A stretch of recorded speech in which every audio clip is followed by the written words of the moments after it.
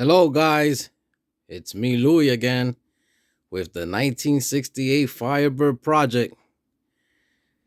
I call it the bird that came from the dead. Well, I did a lot of prepping on this car to be able to weld in the complete floor to this car. I'm talking about from the trunk all the way to the front. Whole bunch of work was invested in this car, a lot of time. And doing these projects, that's what they take. They take time and money, both of those combined, and you could do it. But if you do the job yourself, you save a whole lot of money on the labor, which is very expensive. So check this out. I went to Car Aisle on Saturday, the 23rd of April. It was very nice. I actually got to meet a YouTube follower of mine's. He actually follows a couple of guys. His name is Dave, and I met his beautiful family. Great people. It was nice to talk to another Firebird lover. He has a 1969 Firebird project that he's getting together. And one of these days it will hit the road, just like this bird over here. So the whole inside got primed. The whole car got primed inside. Okay. The inner wheel wells. The inner wheelhouse. I also welded new ones in. Okay, came out good. I love it. So the whole car is ready for the floor to come in. I already sprayed the inner rocker with weld through primer. So now, here is the floor. Here is the complete floor of the car. Okay, let me go around for you guys to see it better. Let me go around all this junk I have here in the garage. Okay, this is very, very, very important if you guys are doing this kind of work on your Firebirds. Maybe even Camaro, I really don't know. But this is the complete floor.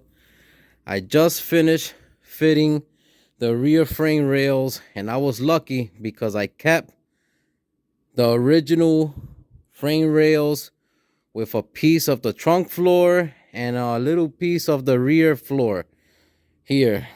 And I was lucky that the rear frame rails, the measurements were still there. She was rusty. Some spots she had rot, big holes. That's why I decided to let's go ahead and just do the whole floor.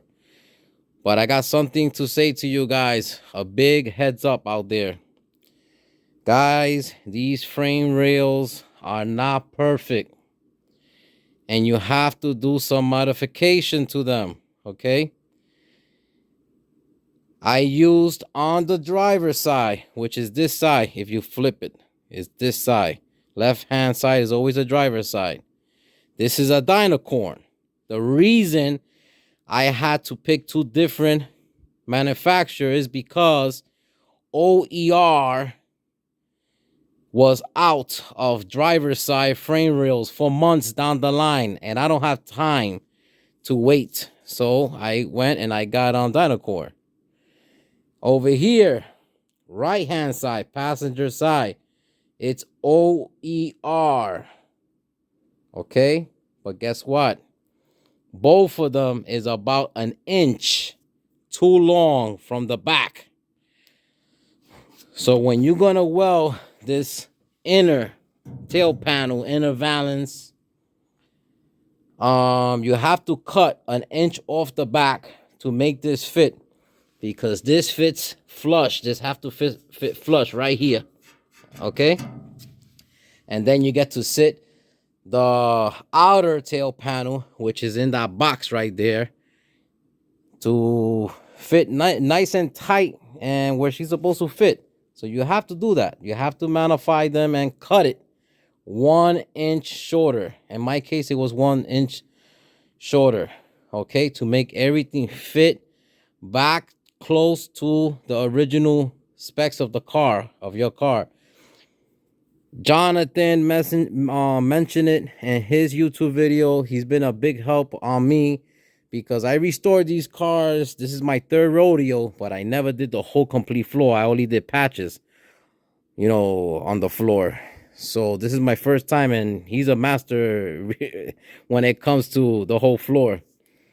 So me and him been putting ideas together. He's been a big help. Okay, and I also shared it with him. And he shared it with everybody on his videos that they do not, every car don't have those specs of the factory. They are wrong. And believe me, I have the dealer's book, the manual, the repair manual for 67, for 68, and for 69.